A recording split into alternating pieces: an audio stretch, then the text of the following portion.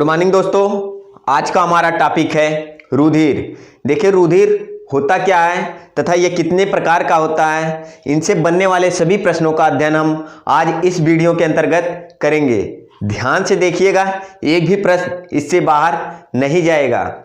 देखिए रुधिर होता क्या है। रुधिर जो होता है एक प्रकार का तरल संयोजित उत्तक होता है। रुधिर एक प्रकार का जो होता है तरल संयोजित उत्तक होता है जिसका पीएच वैल्यू जो होता है 7.4 होता है, जो हल्का सा क्षारीय होता है।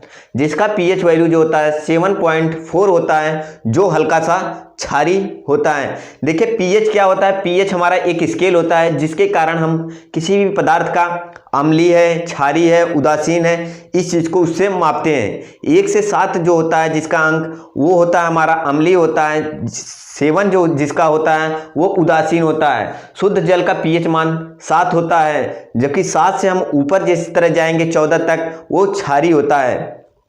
देखिए रुधिर जो होता है, रुधिर का रंग जो होता है लाल जो होता है वो हीमोग्लोबिन के कारण रुधिर का रंग लाल होता है। रुधिर का रंग लाल जो होता है वो हीमोग्लोबिन के कारण होता है, जिसे हम इरिथ्रोसाइट कहते हैं। हीमोग्लोबिन जो होता है हमारा एक प्रकार का प्रोटीन होता है। हीमोग्लोबिन जो है वो एक प्रकार का प्रोटीन होता है जिसमें एक हिम नामक कण पाया जाता है, जिसके कारण जो होता है उसके केंद्रीय भाग में लौह की मात्रा सर्वाधिक होती है। जिसमें एक हिम नामक कण पाया जाता है जिसके कारण उसके केंद्रीय भाग में जो होता है लौह की मात्रा जो होती है सर्वाधिक होती है। देखिए हीमोग्लोबिन का कार्य क्या होता है, शरीर में ऑक्सीजन का संतुलन करना। हीमोग्लोबिन का कार्य क्या होता है, शरीर में हमारे ऑक्सीजन का संतुलन करना। मनुष्य में जो होता है औसतन रक्तचाप जो होता है 120/80 होता है, जिसे हम उसे मापने के लिए हम स्फेग्नोमैनोमीटर का प्रयोग करते हैं। देखिए रुधिर हमारा जो होता है 2 भाग होता है। रुधिर के 2 भाग होते हैं, एक होता है हमारा तरल भाग, दूसरा होता है ठोस भाग। तरल भाग को हम क्या कहते हैं, प्लाज्मा कहते हैं, जबकि ठोस भाग जो होता है उसे हम रुधिर कणिकाएं कहते हैं। देखिए प्लाज्मा क्या होता है। प्लाज्मा जो होता है यह हल्का पीले रंग का एक तरल पदार्थ होता है।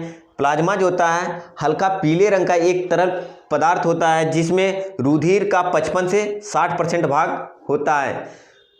प्लाज्मा जो होता है एक तरल पीले रंग का पदार्थ होता है जो रुधिर का 55 से 60% होता है। ये देखिए 55 से 60% होगा तो ये वाला हमारा 40 से 45% होगा, जो ठोस कणिकाएं जिसे हम रुधिर कणिकाएं कहते हैं, क्योंकि दोनों जोड़ेंगे तो हमारा 100% पूर्ण हो जाएगा। देखिए तरल पदार्थ में इसमें जो होता है 90 से 92% जो होता है जल पाया जाता है। उसके अलावा जो शेष बचते हैं उसमें हमारा कार्बनिक और अकार्बनिक पदार्थ पाए जाते हैं। इस साइड देखिए जो ठोस पदार्थ है जिसे हम रुधिर कणिकाएं कहते हैं, ये रुधिर का लगभग 40 से 45% भाग होता है। इसमें जो होता है रुधिर का 40 से 45% भाग होता है। इसके 3 भाग होते हैं। ठोस कणिकाएं जिसे हम रुधिर कणिकाएं कहते हैं, इसके 3 भाग होते हैं। एक होता है हमारा आरबीसी, दूसरा होता है डब्ल्यूबीसी, तीसरा होता है हमारा प्लेटलेट्स। आरबीसी जिसे हम लाल रुधिर कणिकाएं कहते हैं, डब्ल्यूबीसी जिसे हम श्वेत रुधिर कणिकाएं कहते हैं, ये हमारा प्लेटलेट्स होता है। अब देखिए आरबीसी होता क्या है। आरबीसी जिसे हम लाल रुधिर कणिकाएं कहते हैं, आरबीसी को हम लाल रुधिर कणिकाएं कहते हैं, जिसे इरिथ्रोसाइट कहा जाता है। आरबीसी का निर्माण जो होता है वो हमारे शरीर के अस्थि मज्जा में होता है। आरबीसी का निर्माण जो होता है वो हमारे शरीर के अस्थि मज्जा में होता है। इसमें आरबीसी में जो है केंद्रक नहीं पाया जाता है। आरबीसी का निर्माण जो होता है हमारे शरीर के अस्थि मज्जा में होता है। इसमें जो है केंद्रक नहीं पाया जाता है। केवल ऊंट और लामा ये 2 जंतु होते हैं जिसमें केंद्रक पाया जाता है। आरबीसी का जीवन काल जो होता है 120 दिन होता है। आरबीसी का जीवन काल जो होता है वो 120 दिन होता है। आरबीसी जो होता है हमारे शरीर के यकृत एवं प्लीहा को जो होता है प्रभावित करता है। आरबीसी जो होता है ये शरीर के यकृत एवं प्लीहा को जो होता है प्रभावित करता है। इसमें लौह युक्त पदार्थ पाया जाता है। आरबीसी में जो होता है लौह युक्त पदार्थ पाया जाता है जिसे हम हीमोग्लोबिन कहते हैं। मलेरिया से ग्रसित व्यक्ति जो होते हैं उसमें आरबीसी की मात्रा जो होती है घट जाती है।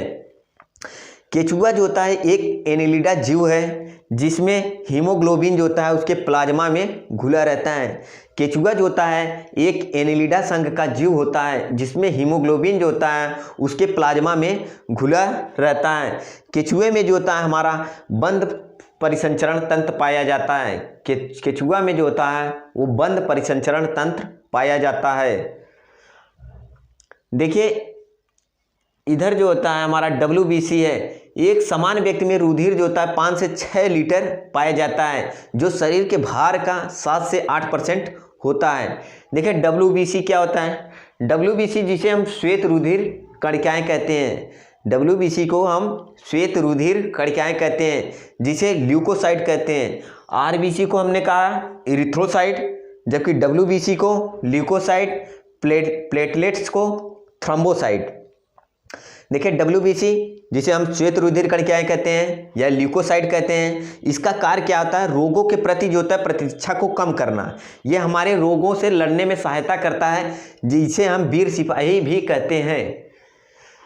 WBC में केंद्रक होता है लेकिन इसकी संख्या जो होती है RBC से कम होती है। इसका जीवन काल जो होता है केवल 10 से 12 दिन का होता है।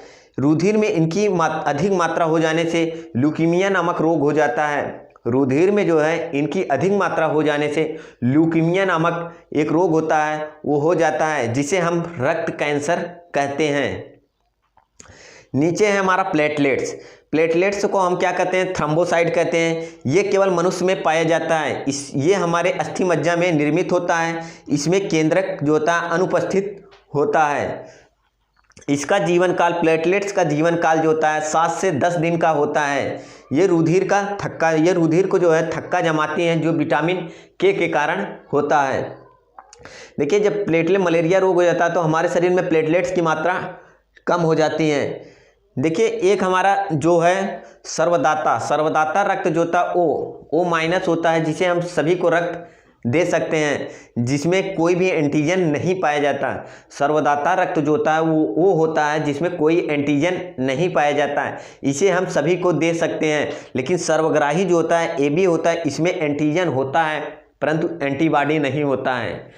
सर्वग्राही जो होता है हमारा AB होता है, इसमें एंटीजन होता है परंतु एंटीबॉडी नहीं होता है। वीडियो अच्छा लगा हो तो लाइक और शेयर जरूर करें। इसका नेक्स्ट पार्ट हम नेक्स्ट वीडियो में लेकर आएंगे। जय हिंद।